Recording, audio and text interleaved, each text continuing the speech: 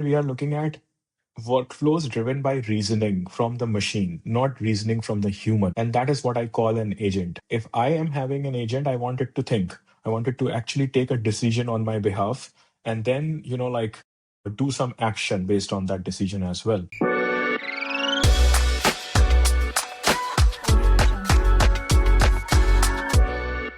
Welcome back once more to Chanet, as you know, where we learn from builders before the machines take over. I'm Rachit, your host, and today we're talking about autonomous AI agents living on the blockchain. Software is about to stop asking for permission. It will make its own decisions, it'll have its own identity, hold its own money, cut its own deals, and operate completely independently. Very interestingly, researchers say that blockchain is what will eventually make all of this possible. Blockchain will allow agents to have an identity, have an ownership, have the ability to transact without human gatekeepers.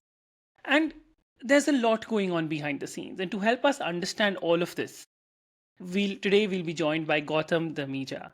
He's the founder of BlockDeep Labs, and he spent nearly 8 years in the Web3 trenches. He's led solution engineering at Parity Technologies.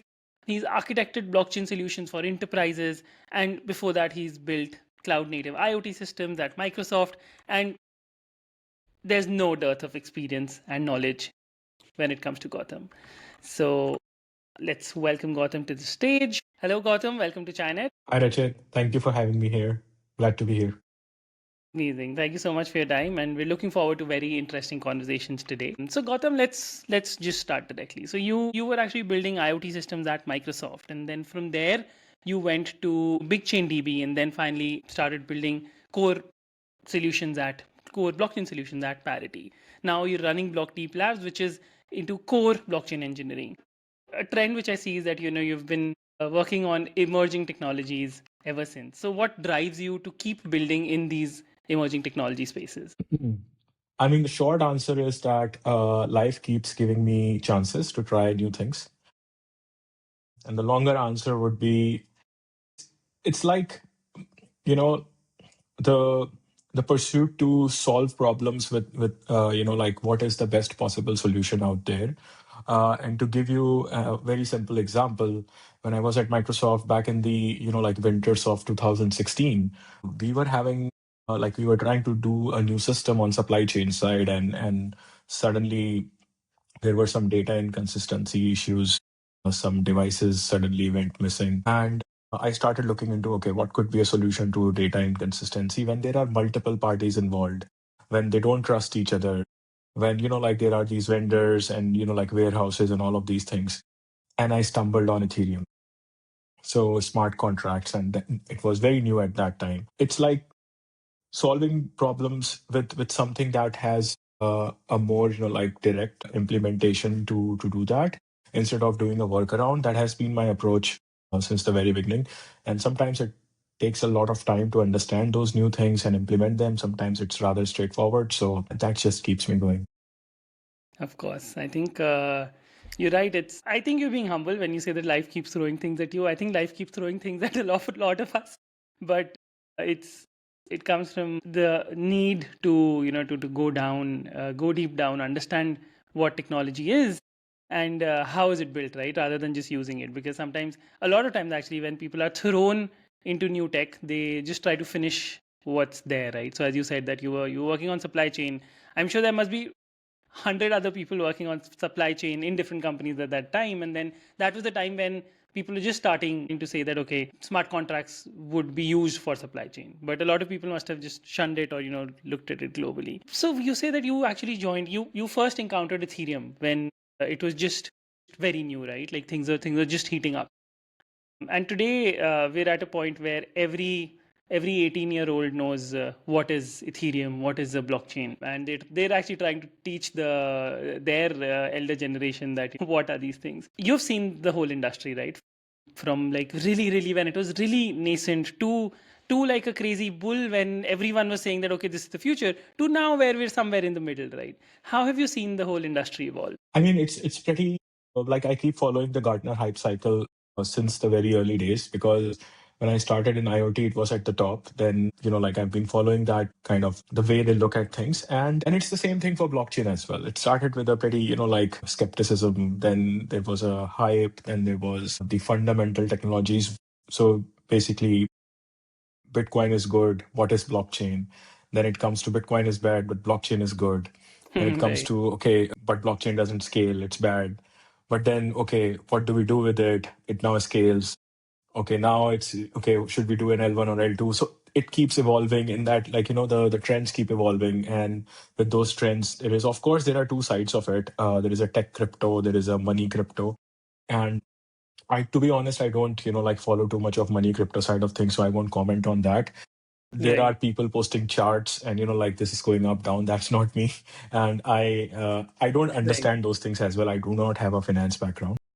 I like to keep following the tech side of things, and it's evolving. Like with time, it's evolving very organically, very naturally, in the sense that we stumbled on something very interesting with like solving the double spend problem, generalized it to solve other problems as well. Then we like started looking at the trilemma, then solving that trilemma using different techniques. And then finally, like right now where we are with programmable money and stable coins and stuff, things are evolving very organically, I would say. But still, we are yet to go mainstream. I still believe that.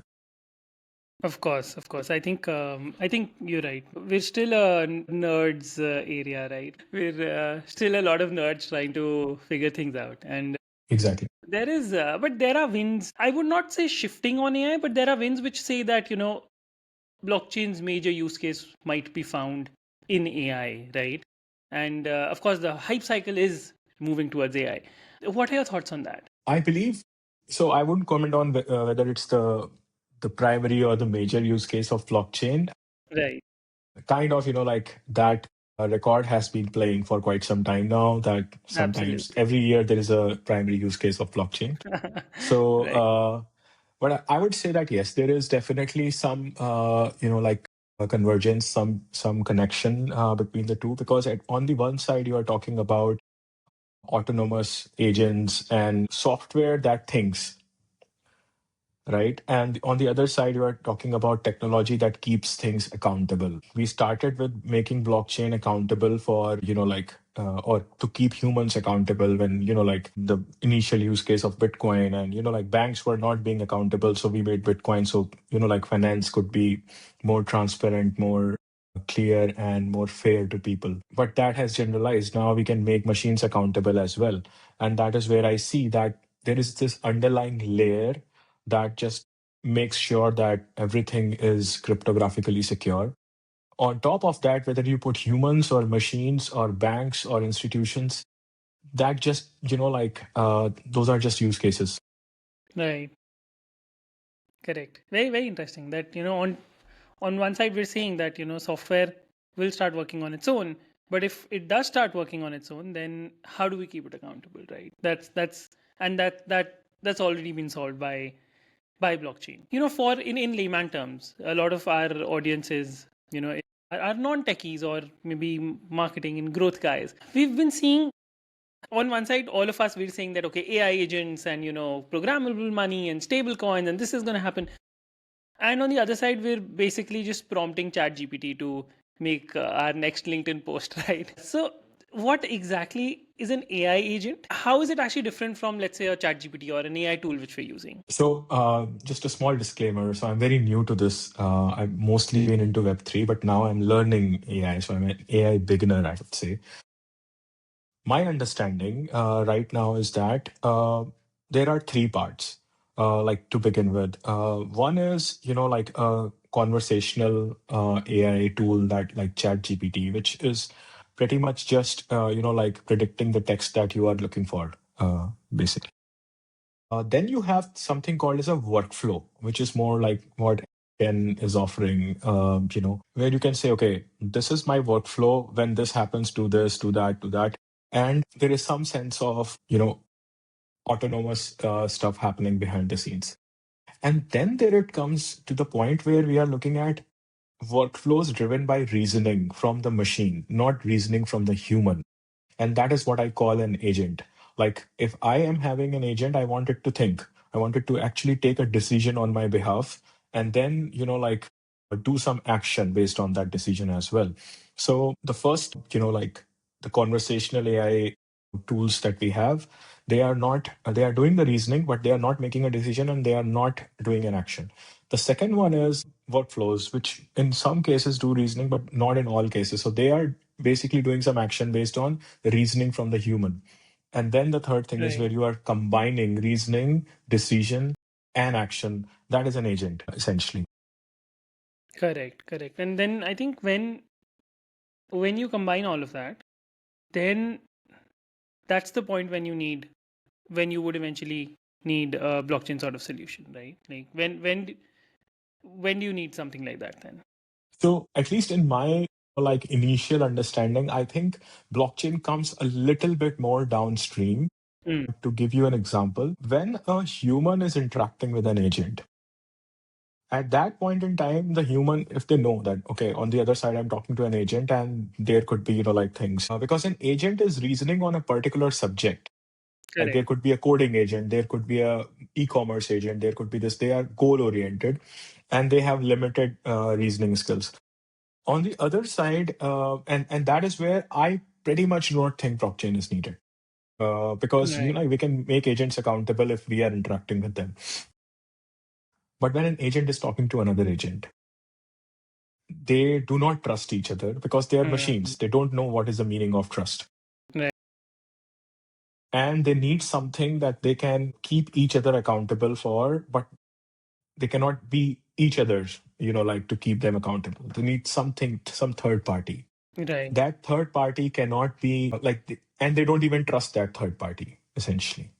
Now, this goes back to the initial use case of blockchain. You Right. have multiple parties, Correct. they don't trust each other, they want agreement, and they need a layer that can get them that agreement. And these Fair. multiple parties now become multiple agents. So when an agent and agent are talking, when two agents or more than two agents are talking to each other, I would say blockchain becomes essential in that scenario. But when humans are involved, I still do not see the need for a blockchain. But I could be wrong because I'm very early into this. Fair. I think honestly, I feel that we're all very early, right? Like I think the only agents using blockchain right now is very nascent, right? Like there are trading use cases and all which are of course being solved, but that's about it, right? Like the more deeper use cases, as you said, when there are two, like the other day I was talking about agentic commerce, and that this came in, like a lot of people are now saying that agentic commerce is going to be the next big thing, but there are no two agents even talking to each other, right? Let commerce is a very like as society developed, first we started to communicate with each other, like try to address our feelings or communicate our feelings, and then barter system sort of came in.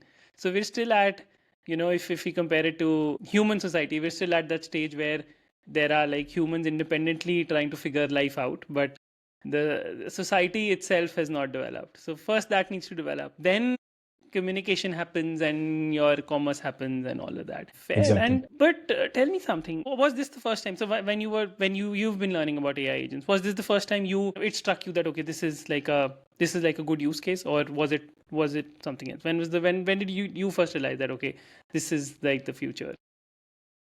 So my understanding has been evolving on this. I still remember like back in 2017 when I just entered into Web3. This was major ICO era at that time. Like I Yes. literally started Web3 in the middle of ICOs. And one of my friends and colleagues back at BigChainDB, we used to sit next to each other and he was building bots for trading. Like in his Right. free time, he would just, like create some, and this was not an AI bot. This was, like a if else condition bot. Like, Hmm. if the price goes up, sell it. If the price goes down, buy it, something like that. And that kind of stuck in my head. Like, okay, this guy is, like he's just sleeping and his bot is just running on a AWS server and making money for him. Right. And then happened ChatGPT in 2022. And then Hmm. later and then I connected that idea. Okay, there was, if this was an agent, he wouldn't have to write so many if else conditions. He could Correct. just give a prompt. So instead of that bot being created by an engineer and used by an engineer, that could be used by anyone. And that Hmm. is where, like it kind of clicked that you can have AI do things for you. Like in this case, it was trading because more straightforward for us in crypto. Correct.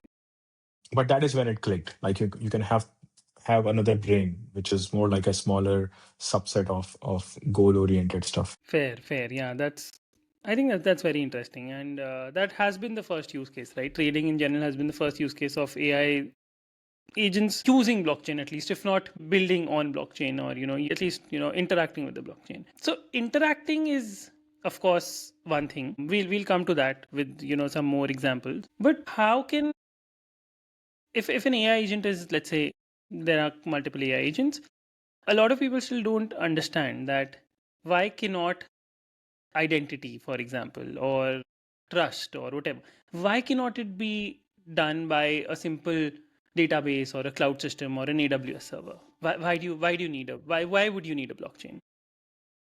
So I think this, let me give you the more, like, let's say, broader understanding of this, because I did a lot of work in the decentralized identity space in the beginning of my Web3 days. And what I understood at that time was that it's not that you are offering your identity and, like, you need a blockchain for that. Right. You have your passport, you have your whatever, like, and that there is an angle that you don't want to show all of that information. You want to say you are more than 18 years, then you should just have a claim on your identity anchored. That is all fine. That is on the user side. But now think of the organization. Like, let's say you are a bank, or let's say you are a government, or like something, and you essentially want them to trust that this is your identity. This is why they store it. Right. Okay. Like if Facebook is asking for your identity, or if a bank is asking for your identity, they want to store it on their side because they keep going back. And but if they get a layer or an external thing that, like, that they can trust, then they will not have to store your identity. Hmm. So this is why blockchain is not for, like, our storage or something, for making sure whoever needs to trust it gets to trust it without storing it. Now, the Got same it. thing comes to the agent side as well. Like the other agent, either it will, like, make sure that who you are, which agent you are, like, because there could be multiple. In the cases of agents, it's very easy to copy some identity, like, or if you are putting it in a database and you're not securing it with a private key or with a fingerprint or something like that, what are the chances that it get hacked and copied, essentially? So you want Got to anchor it on something that cannot be hacked. That, like, if you're talking to an agent that I have for doing something and you haven't doing something, these two agents are talking to each other, they should verify each other's identity without storing it, of course, because storing identity again makes it more malicious. So that is where I see that to verify, you need some external third party that is not centralized, that cannot be hacked. Right.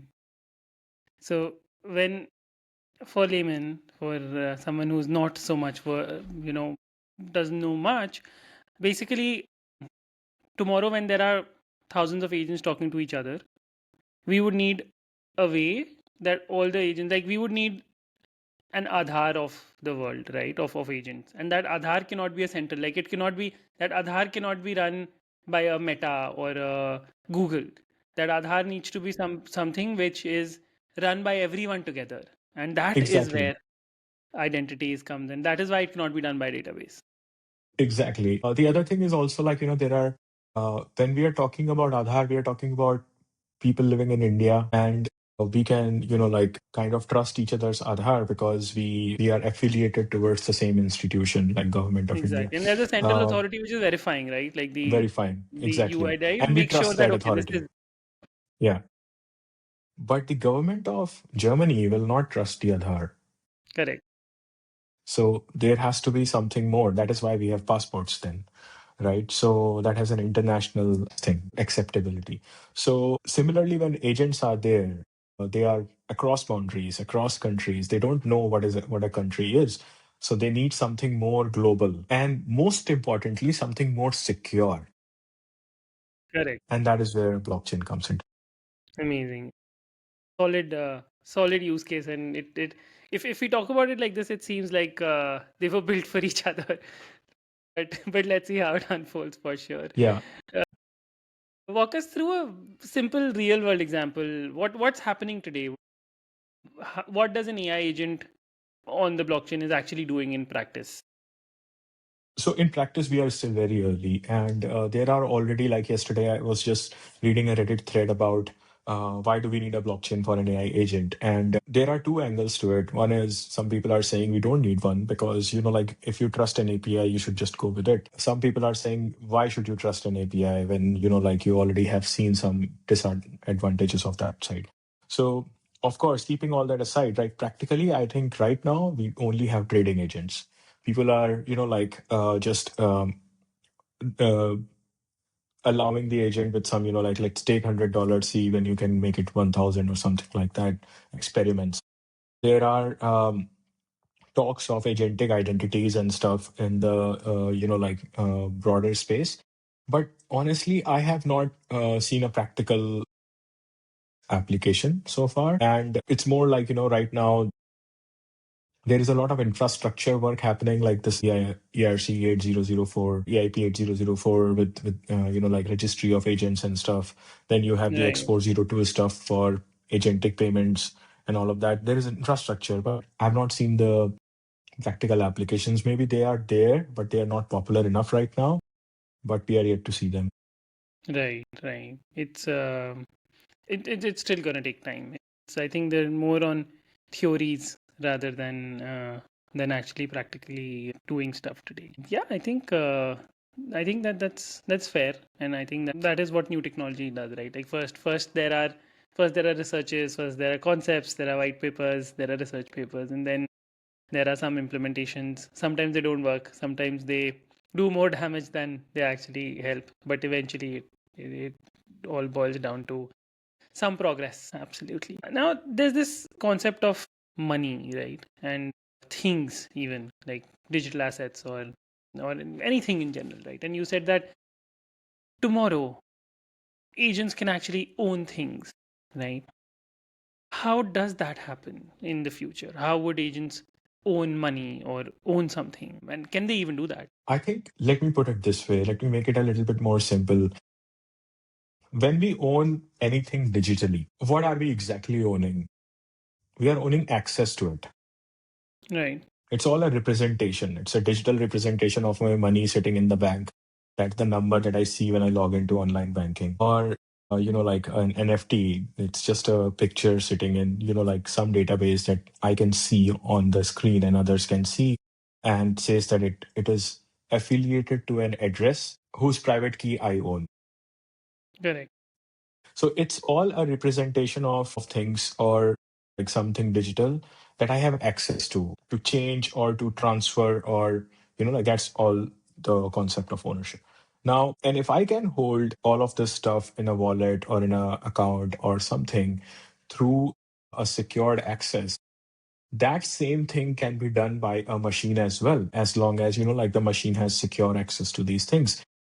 I don't see a difference between a human and a machine in this level. Of course, agent cannot own a physical passport because that's an entity living in a computer and I am a human holding that passport. So Right. physical stuff becomes different, but when it comes to a digital stuff, it's the same thing. Correct. So what I imagine is that for an agent, they would have access to any digital product which we can own today, an agent can also own, right? In a way. And as you said, that when you're actually owning something digital, you're basically owning access to that thing rather than owning something per se, right? Like my Instagram account or my LinkedIn account, I just own access. I know my ID password. Agents will have social accounts. All that is still believable, and it is still something which we can see happening, right? Like agents can have an email address. That's not a big deal. Mhm. Money, however, is something very different, right? Because so there is a psychological aspect to it. We won't talk about that, but that's also a very interesting aspect because I don't know whether if I have an agent, will I give that agent access to my bank account, even if it's in a secured way. I don't know if I'll be able to trust an agent with that. But let's talk about the technical aspect. People say that stable coins are gonna change all of that, and you've been in the industry for like almost 10 years.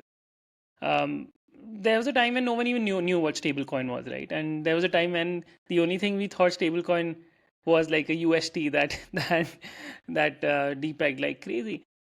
These days, again, stablecoins are coming back, and everyone's talking about them, and they're saying that that's the future of money. So how are stablecoins better for agents versus like owning a bank account? How does that work?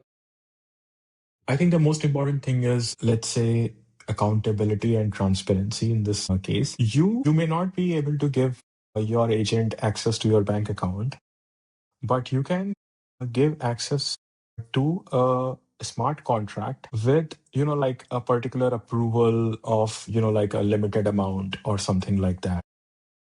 So you will feel secure about, okay, my agent is not going to destroy this thing. My agent is not going to be hacked and like everything going to be stolen. I have only given access to the point where it can do something, or if it wants to do something, like I will be the approver on top of it. There are so many things. There is an audit trail, like what the agent is doing, what transfers it is making. I saw a very interesting use case of a agent being a DAO manager. Like Right. instead of humans who have like different kind of biases around different kind of things, let's make an AI agent a DAO manager. And like if somebody is submitting a proposal, and if that proposal meets a particular like criteria, the agent decides yes or no. And that is management of money. So I would still say that ownership is different than management. You own the money, but you can allow your agent to manage it for you, or some part of it to Right. manage it for you, and that should be doable.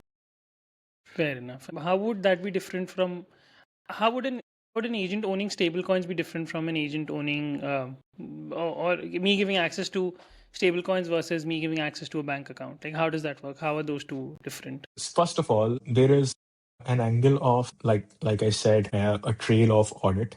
Like Right. whatever the agent is doing is easily traceable in that case, in case of a stable coin or a smart contract. Secondly, the access is easier because like I don't the way the infrastructure is moving today, stable coins are more easily accessible for agents and more easily manageable for agents.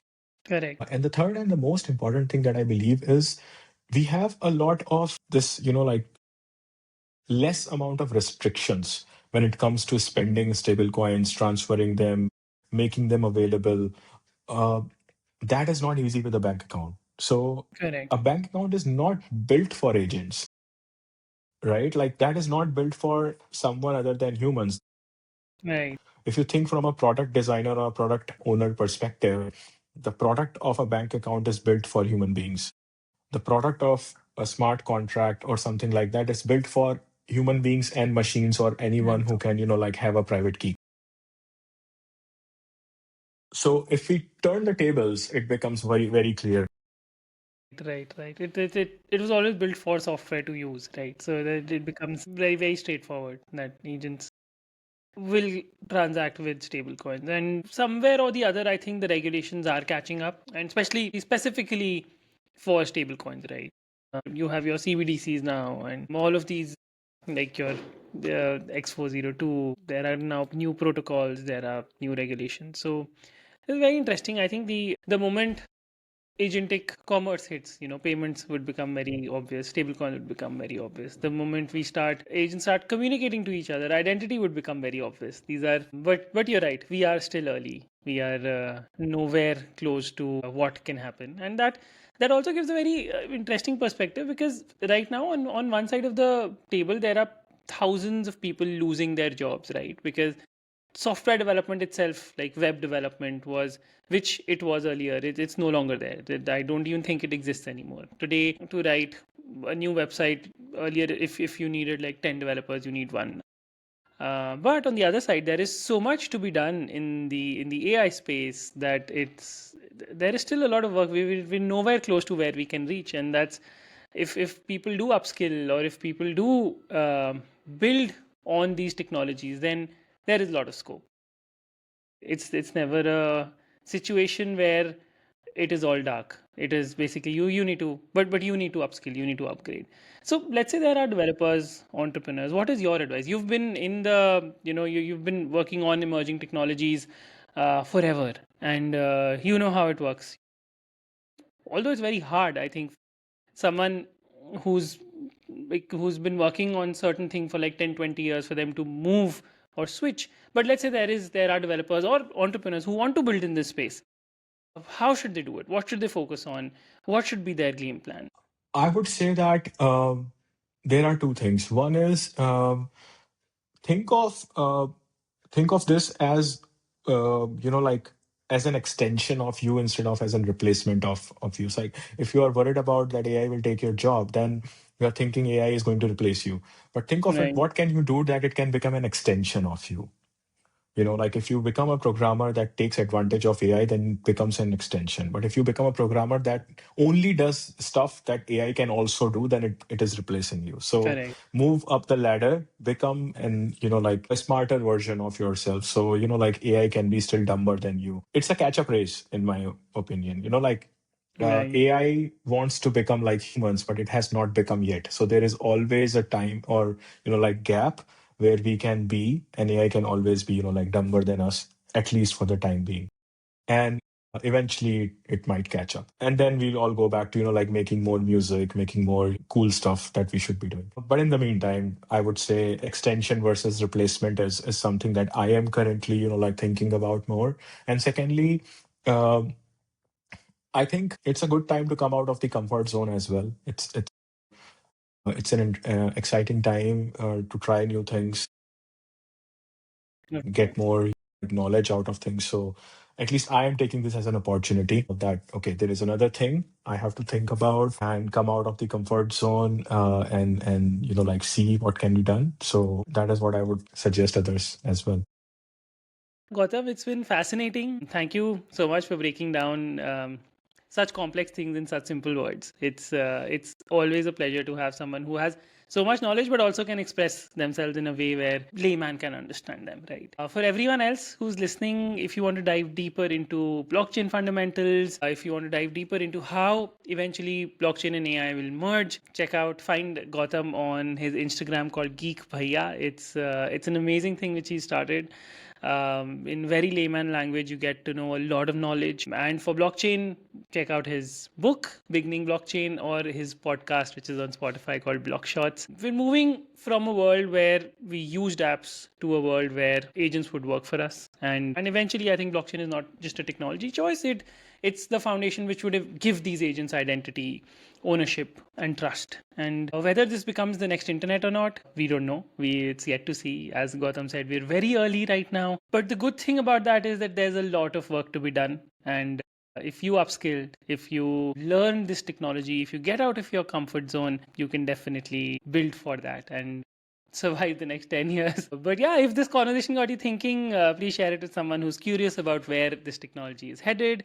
And if you're building in this space, would love to hear from you. Please follow Gautam, see what he's building. And if you want to learn from him, I think he's always reachable, or he's one of the most reachable persons on any of the social media platforms. Thank you so much once more, Gautam, for doing this for us. And yeah, looking forward to following your journey. Thank you so much, Richard. Thanks for having me here. Amazing. Great. Thank you, everyone. Until next time, keep learning from the builders. Bye bye.